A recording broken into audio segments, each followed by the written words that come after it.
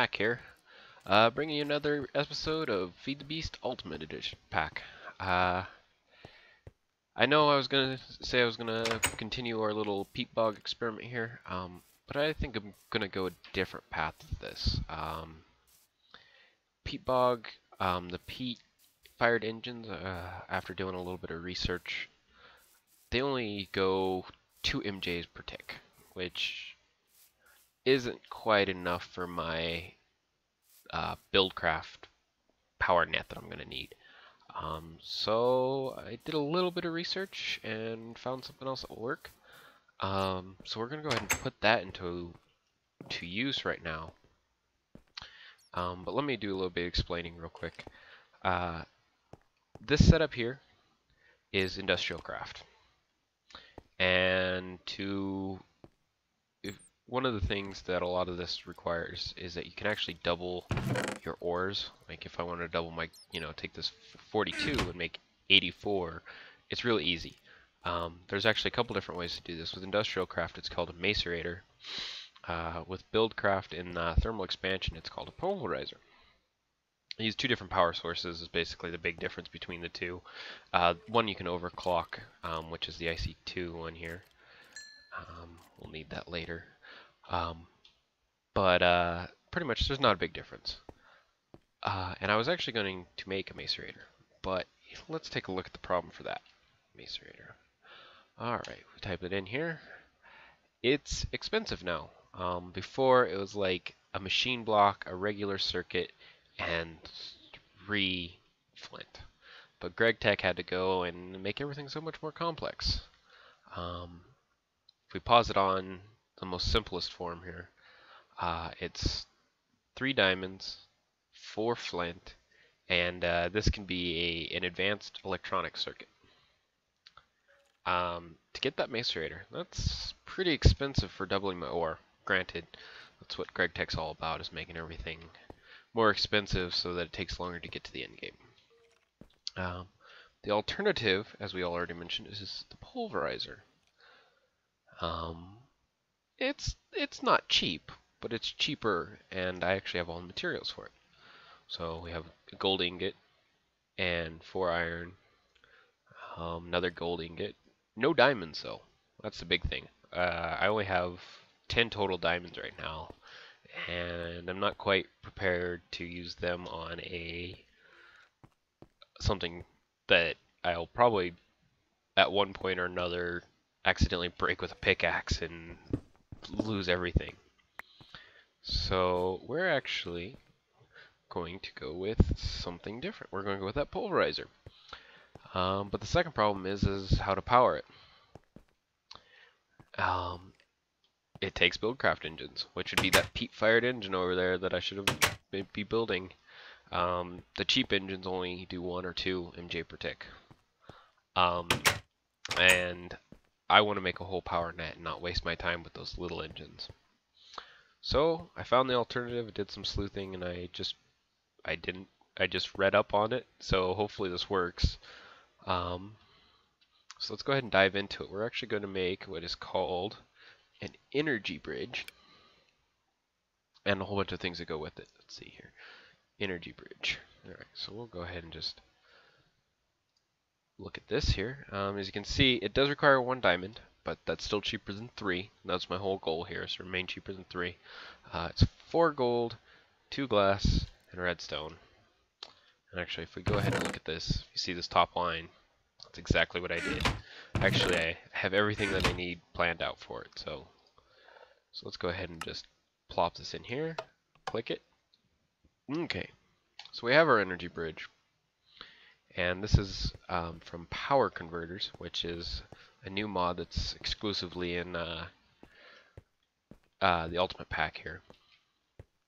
And basically, if we put this energy bridge down, we click it, we see that it has this interesting UI, or GUI. It says input limited. I'll go into it further once we get into this. The next thing we need is a consumer, and more specifically we need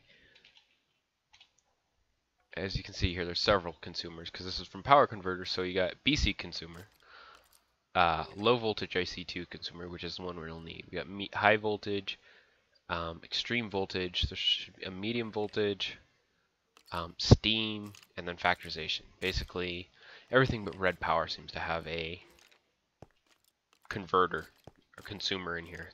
And each of these consumers also there's a producer equivalently. But we actually need the low voltage consumer because we have IC2 low voltage. That's what the bat box here puts out. So 4 gold, low voltage transformer is 2 copper, 4 wood, and 3 copper bars. Alright, so if you see here, 4 wood, 3 copper bars, 2 copper bars wiring. So we'll go ahead and queue that one up. Flip the switch. Didn't make it. Why didn't it make? Oops, I know what I did. Skipped a step here.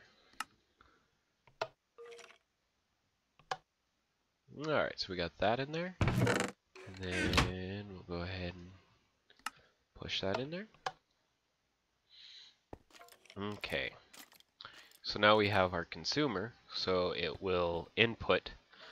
So basically think of this. This is the way I thought about it. The consumer consumes the energy and puts it in the energy bridge, and the producer takes it out of the energy bridge to produce that type of energy. So now we need a producer, and we'll need, more specifically, we'll need the BC consumer or Buildcraft consumer. You see here, this is it requires it. Ironically, it's pretty much the same pattern minus the power source, and that's the way it is with all of their factors or their recipes. So we'll go into a couple new things here. First off, let's just make something old. Oops, we'll make the piston. We'll actually need 2 for this build. The Pulverizer requires 1 as well. So we'll just go ahead and load up 2. 1, 2. Why didn't you make? Oh, I never put the wood in there. Dumped it into a chest off the top.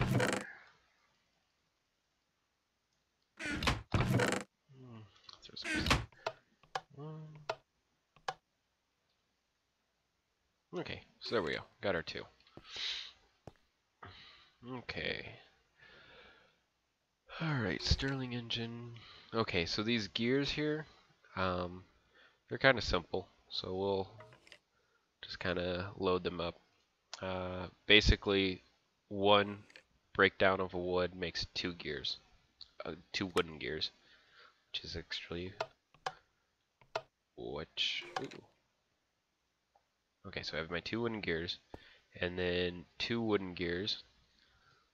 Surround that with cobblestone, make a cobble gear.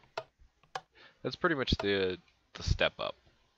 The only exception to that is Ingvar gears, which we'll get into in a later episode, is basically around iron. I think 10 gears is around iron. There's a couple of them that are just around iron to make the gear, but most of the time you take the previous tier gear. Like if I want to make an iron gear around here, I would just surround this with iron. You know, iron here, here, here. If this is my pattern, make it, and then make an iron gear. Gold is around iron, diamonds around gold. But enough on that anyways. So, Stirling engine, last thing here. That's all in here already. So we'll go ahead and just drop that in there. You're saying, why didn't I just stop at the Stirling engine and use that to power it? Well, the problem is, it's that 1 MJ, and I don't want to mess with just 1 MJ for right now. We'll come back and... Oh, I didn't know that was there. Go ahead and grab that. We'll need it. We'll go ahead and just take it and use it for an item that's way cooler anyways. Alright. And besides what I'm building now will be useful for a long time, because plans later down the road, I can just utilize this as needed. Okay, so I have my Stirling engine. So all I have to do is load this in there. Alright, so we got our BC consumer. Okay. Alright. Now the last thing we need, I'm going to load that in there. We need our Pulverizer. Pulverizer. Boom. And there's a couple complex parts here. We already have the piston in there, so good thing we don't have to do that.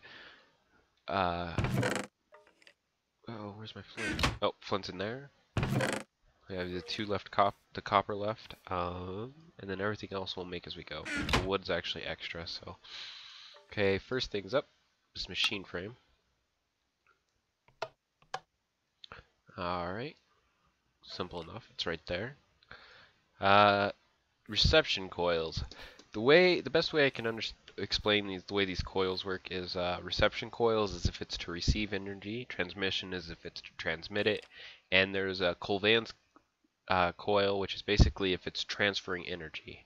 We'll get into that in a much later episode when I cover my power net, which uses that for both the Tesseracts and power cells that I have planned. So go ahead and just load that up. Click it once. Have that in there. Alright. And I think that's everything. Okay, let's go ahead and set this up. I already cleared up the spot right here, as you've seen. If this works as planned, we'll need our low voltage consumer and our energy bridge. Then you're coming out here will be our BC. Oops, I almost messed up there. Because this is a BC consumer, I need a producer. To get a producer, you actually just drop it in here, and it changes it. And if I said, hey, you know, I have this producer, I need a consumer, they're reversible. So you don't have to worry about making one and then needing another or messing up anything like that. You can just change them back and forth. So, alright, go like that. And drop our producer in, cross our fingers. Pulverizers. Alright, it's charging up a buffer, and actually it's charging up pretty fast. Let's take a look. Alright. As you can see on the side here, if I was to remove these, which I won't, you'll see more colors. There's even some on the back side. The pulverizer kind of has this interesting thing, and this is the reason it kind of looks funky, is you can actually automatically drop these into adjacent inventories, which is why I love the thermal expansion machines and plan on using them. We can go ahead and configure this. So this is the output, which correlates with this color here. The blue in it correlate with this input, but we'll go ahead and just kind of clear those out.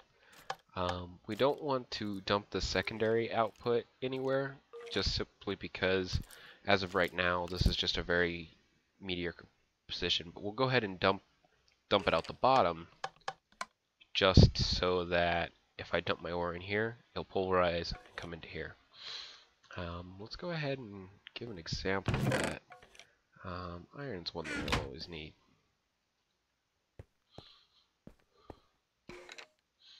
Okay, so as we watch, it actually consumes it and automatically drops it in here. 2 pulverized. So basically for every iron ore, it pulverizes into 2 dust. The 2 dust becomes 1 iron. Now if I wanted to actually keep the dust, I can just simply turn this off and pull up my dust. Or I could turn this off. Can we turn it off? Experiment time. I'm not sure if we can actually turn this off on IC2 power. Nope. Thought there was a way. Alright. But as you can see, we get 2 dust for every iron, or for every ingot, and that's the same for across the board for ingots. I think there's 1 or 2 that doesn't go in a pulverizer. I think it's like lead, maybe silver. Here, actually, pulverizers here. Iron, gold, obsidian. Obsidian's actually kind of a cool one later for hardened glass. Copper, tin, silver, lead, ferrous, and shiny. I'm not sure what shiny is used for. Ferrous and iron make Invar ingots. So I guess you can do lead. Oh yeah, that's right. lead and okay, so I guess it's like aluminum. I can't really think of any others. All right.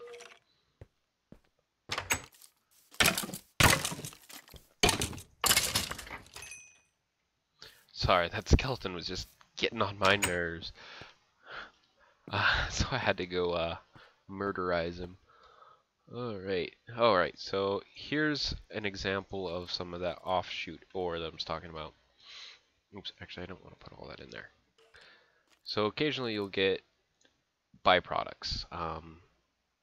I can't tell you all the byproducts off the top of my head. I know sometimes like iron will go to ferrous, lead will go to silver, I think copper will sometimes go to gold, and it basically just kind of gives you a chance, a very slim chance, I think it's like 10% or something like that, to get an additional ore out of it, which is really handy, especially when you get looking at certain types of, like, you know, like this ferrous ore. I need that for my magmatic engines, and I've only come across a small handful of it. Oh look, one piece of it.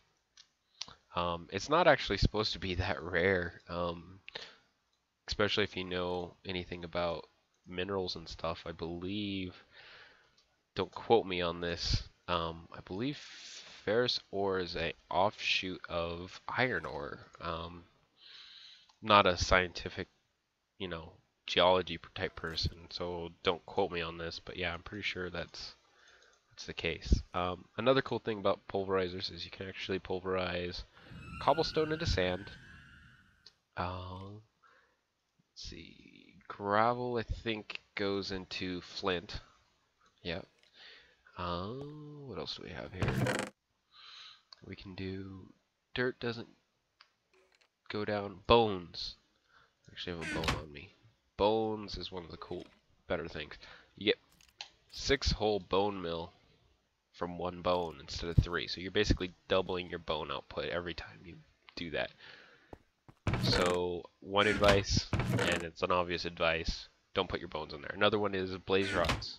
You stick a blaze rod in here, you'll get 5, I believe, instead of 2 or 3 when you break them down. So you get a lot more. What else?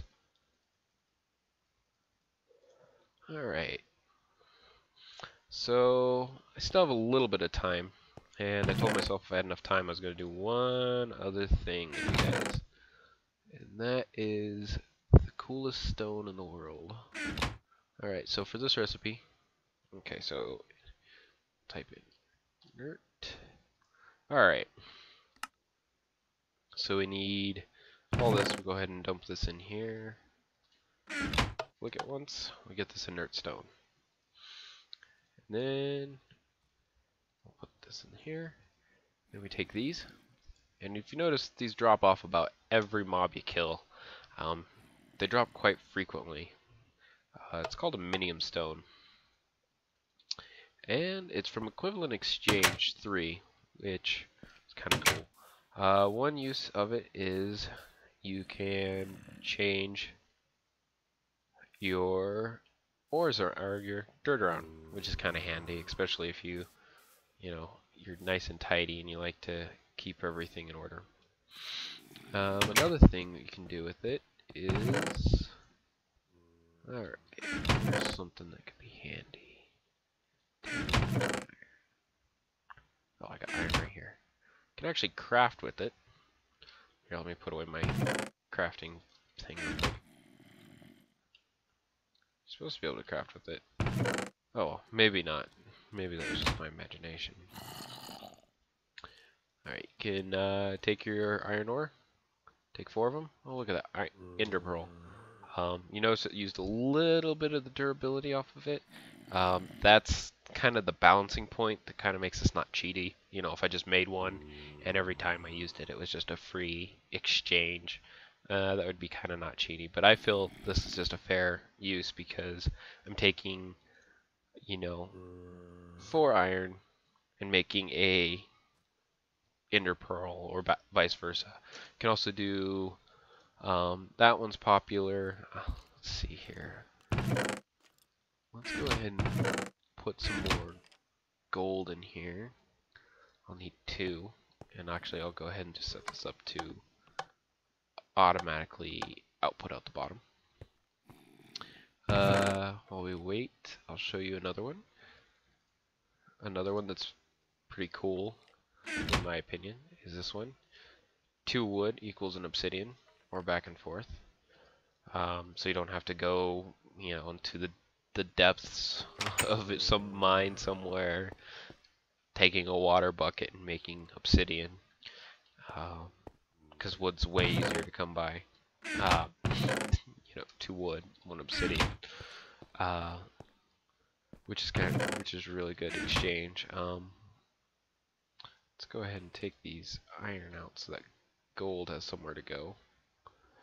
Hurry up, hurry up, hurry up. Alright, I'll cut and come back real quick. Once this is done. Okay, we're back. And I got my 4 ore here. This is just a quick demonstration of what you can do with this. Diamonds. And it goes back and forth. So that's one way. Especially, what's really useful is if you actually have a lot of overstock on your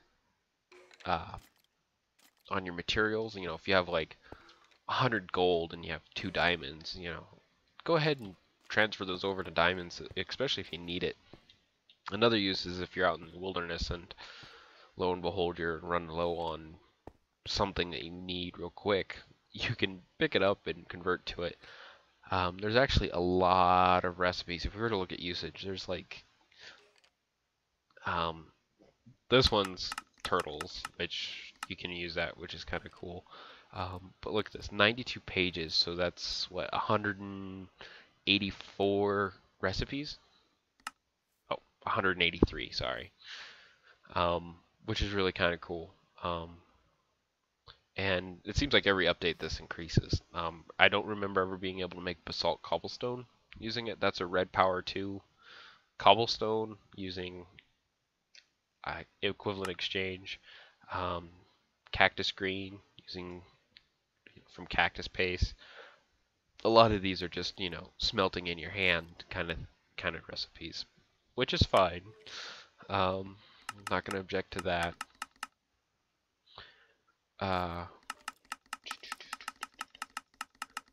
Or some of the more interesting ones. Of course, they're at the front instead of the back. Here's what I was talking about. You can do 2 blaze rods, stone to cobblestone, bone meal to bones. That seems like an equivalent exchange, but if we just seen there, you can actually get a little bit of an infinite bone supply going if you really needed. Put your bone in there, take half of it, turn it back into a bone, put it in there, take the other half and use it as all willy-nilly, like infinite bones or bone meal. Your vegetable garden should never run dry.